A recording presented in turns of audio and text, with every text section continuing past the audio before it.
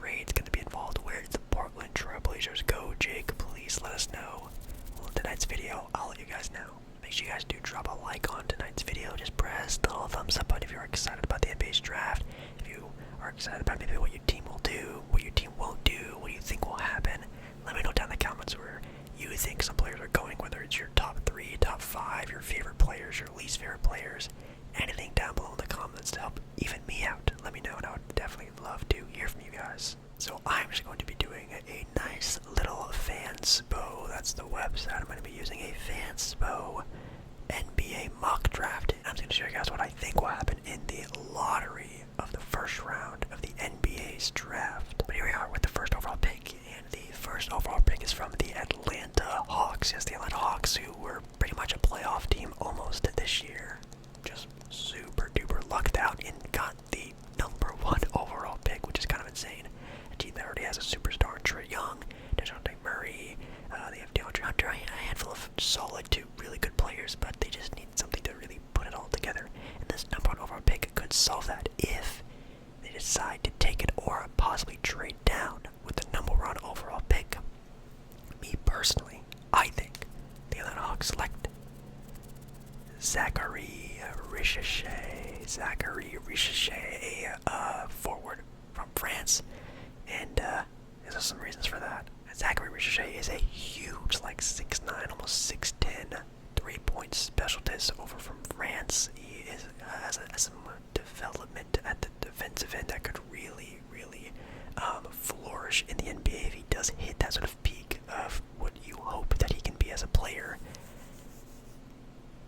But he is kind of the only option. The only other option we have here is Donovan Clingan, who I think a lot of people are eyeing at the #1 overall pick. I feel like that's kind of bluff. I don't think Donovan Clingan, no offense, is a #1 pick worthy guy just because he doesn't really have that huge upside like someone like Zachary Richache. But that if he hits as, his true potential, could be an extremely good forward on a team that could really look great because, of course, as we've seen him in the NBA Finals this year, having great forwards like Jalen Brown and Jason Tatum really mean a lot in today's NBA. So if he hits, that's an amazing hit. Now the other prospect that is out there for the #1 overall pick is Alexander Sarr, which actually I have taken with the 2nd overall pick of the 2024 NBA draft of the Washington Wizards, selecting said Alex Sarr. Alex Sarr, in my opinion, is the best possible player in this draft. He is a over 7-footer who moves like a guard. Now, I know you're thinking, Jake, that kind of sounds like a guy who just got drafted last year in the NBA, in Victor Wembanyama. And I don't want to say Alex Sarr is like Victor Wembanyama. Of course, Victor is a player we've never seen before in the NBA's history. That is an actual generational player.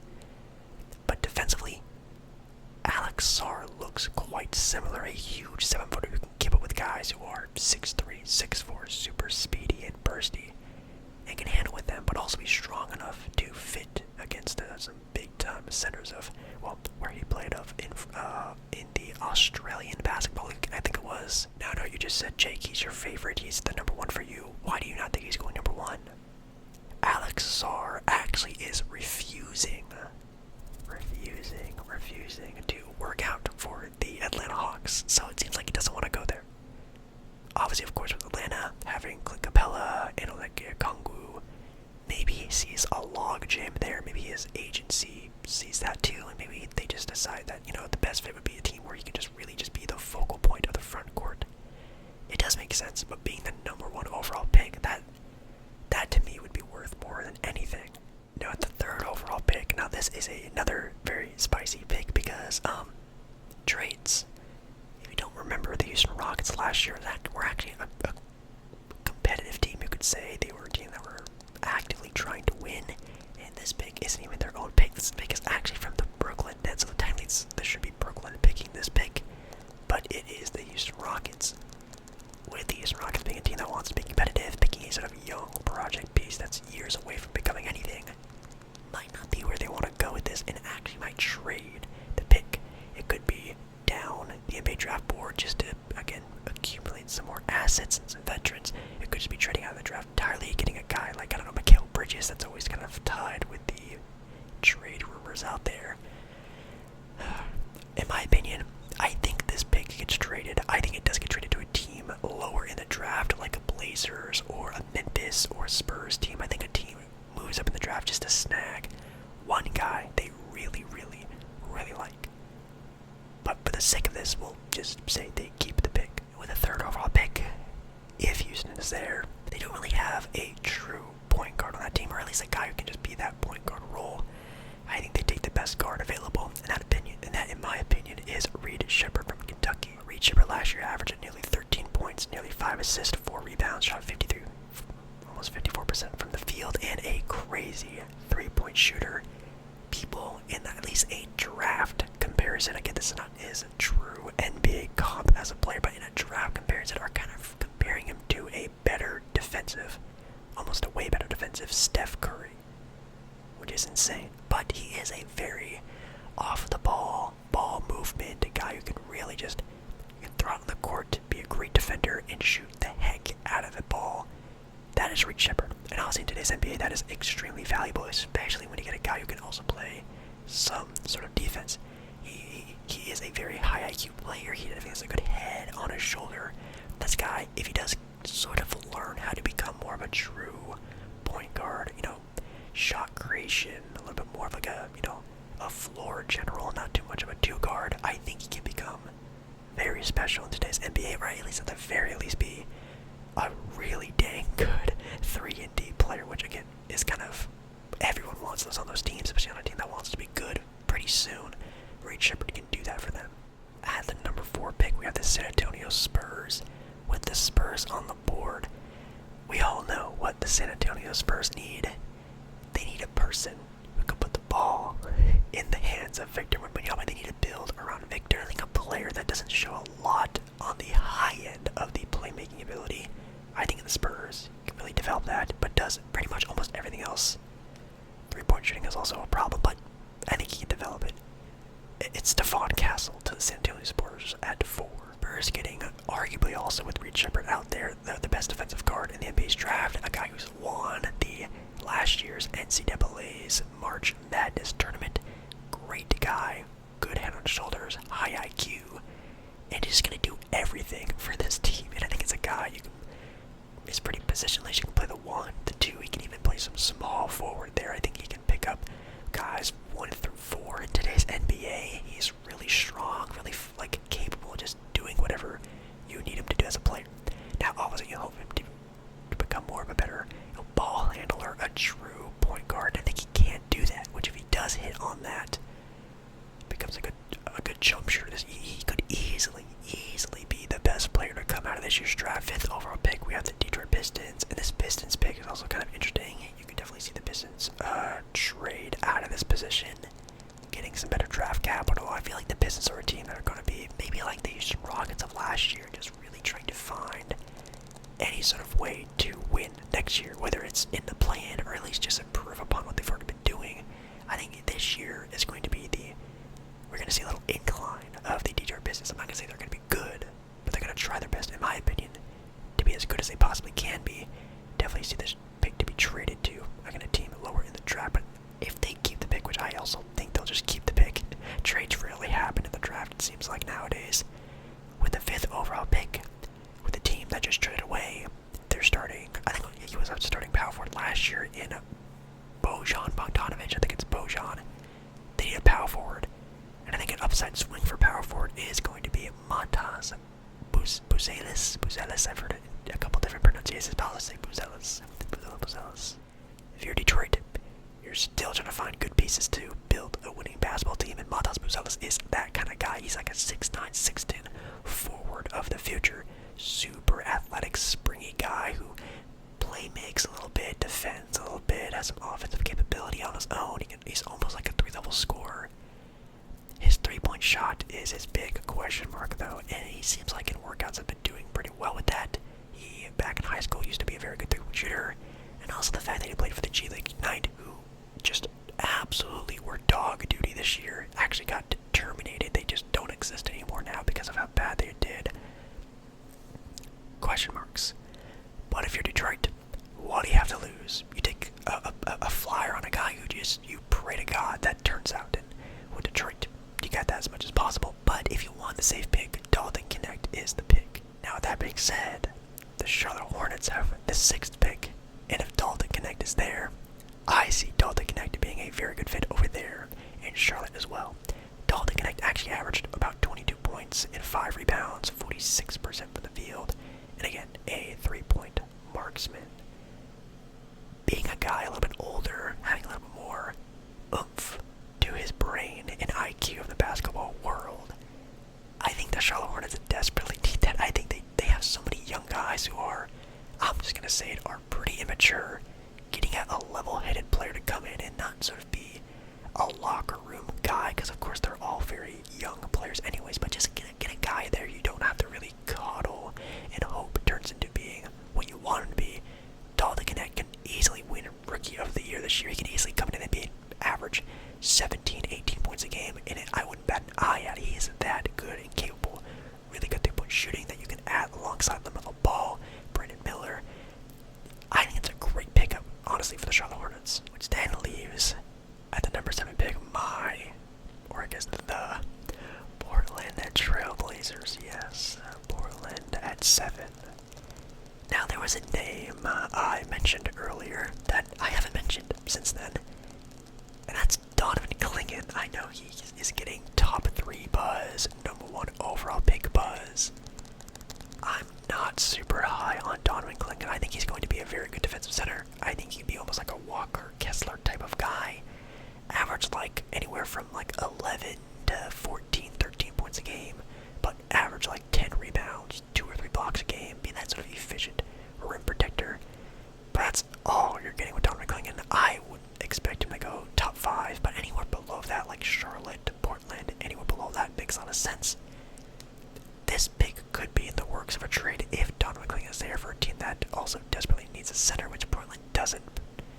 They don't, because they have DeAndre Ayton, which is not the best sort of player to have there, but if they feel like they really don't need another center, they can go a couple different directions. But if you're Portland and you're picking the best player available, a team that desperately needs defense, I think with the 7th overall pick, I think Portland just picks the best player, and that's right now Donovan Clingan. The 8th overall pick, we have the Spurs again.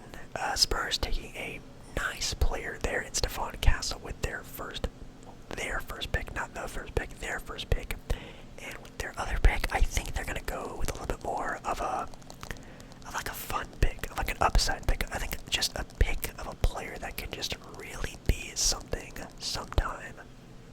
This guy has been shooting up draft boards for the whole entire season, the whole entire year. Since October of last year, this guy's been shooting up draft boards. I really like this player as a prospect. I kind of wish Portland would pick him up. We'll have to wait and see what happens, though. Yeah, Dijon Salon is going to be a San Antonio Spur. Spurs obviously loving their international players and already having your star player be a Frenchman, getting another Frenchman to pair alongside him, almost in that front court at the 5 and the 4, which Dijon Salon is a 4. He is a forward, anywhere from 6'8 to 6'10. This guy played over in France, and this guy, guys, again, kind of like some other players I've already talked about, could easily be the best player in this draft class. If he hits, he is almost like a bargain brand diet Giannis. Like, that is his height. Like, this guy could be a ball-dominant 3-point shooting, just absolute monster of a body build of a guy.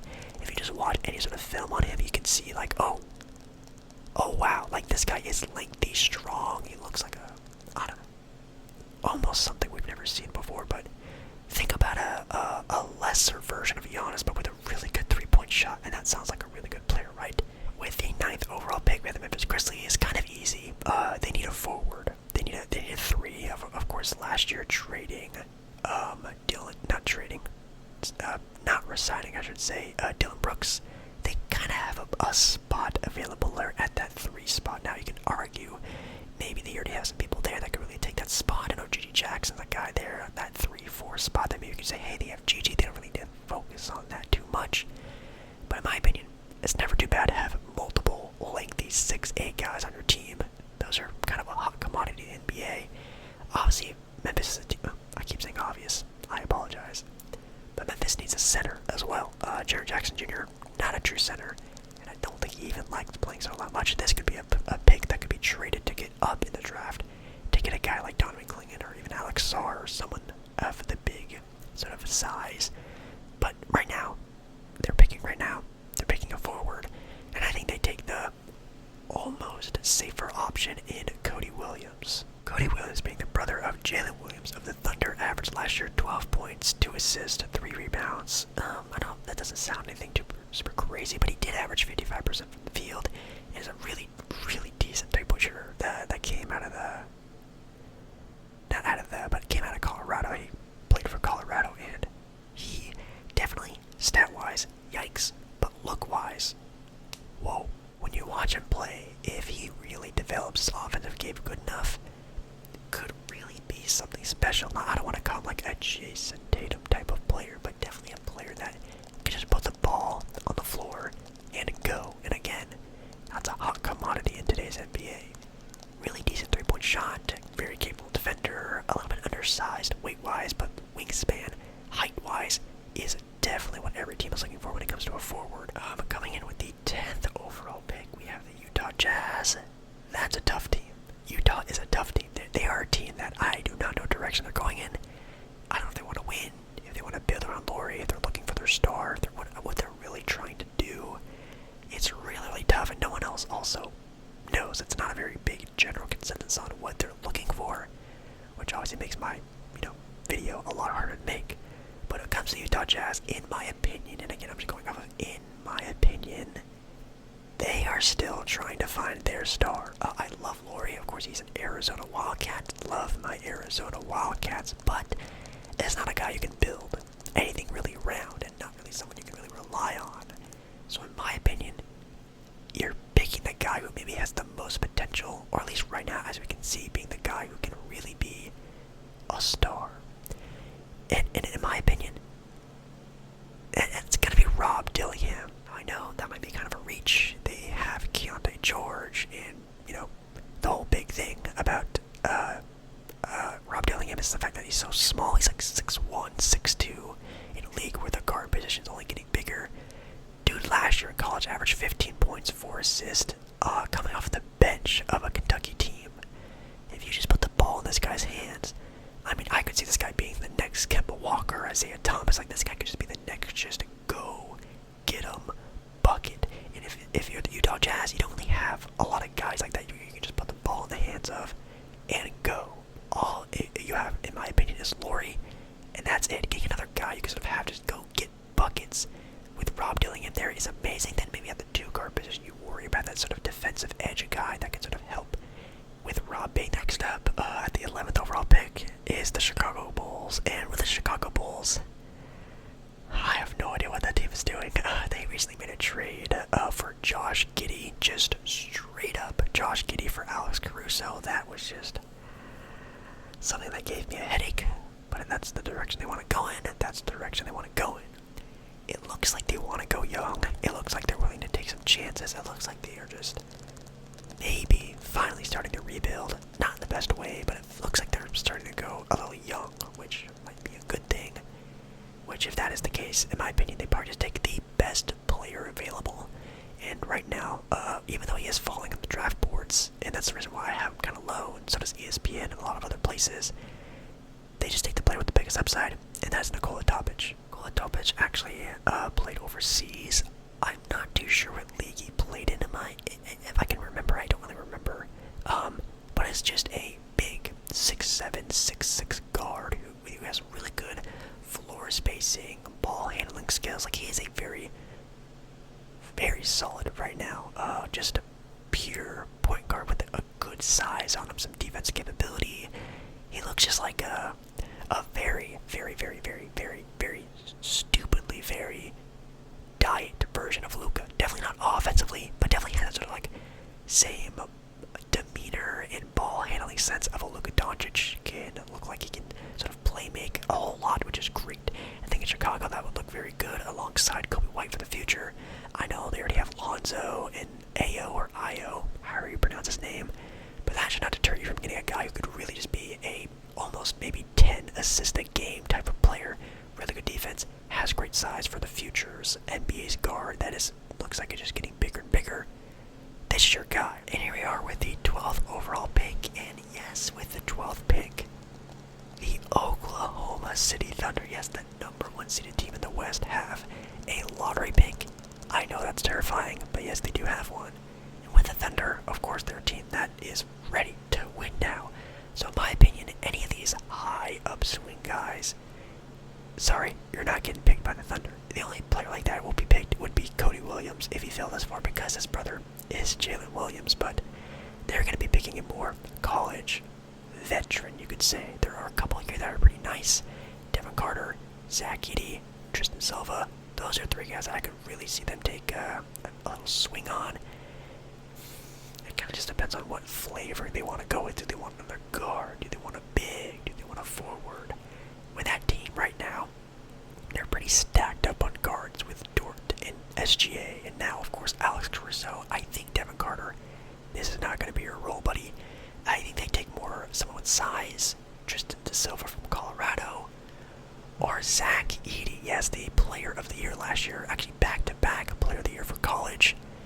Honestly, with a player like Chet, who I don't want to say is injury prone, and knock on wood for that, but just getting a more veteran sort of guy, someone you know you're going to get in the draft, someone who looks like he's actually a little bit better of an athlete than everyone is assuming they're going to be.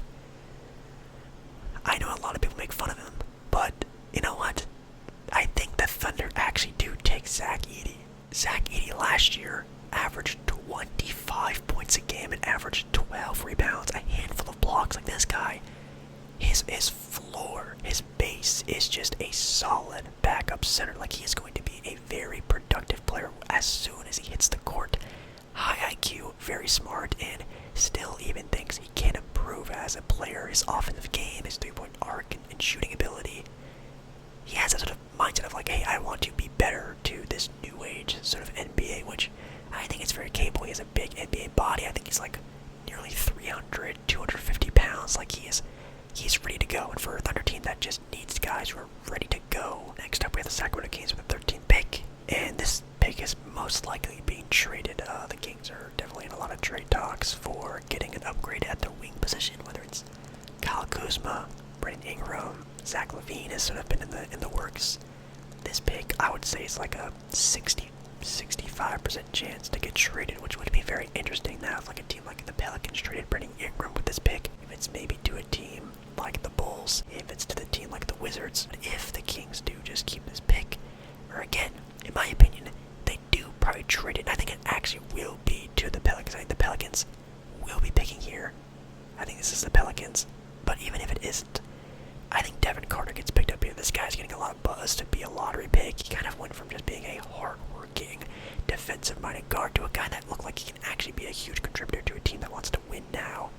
Well, win now, at least be a playoff contending team, which the Kings and the Pelicans definitely want.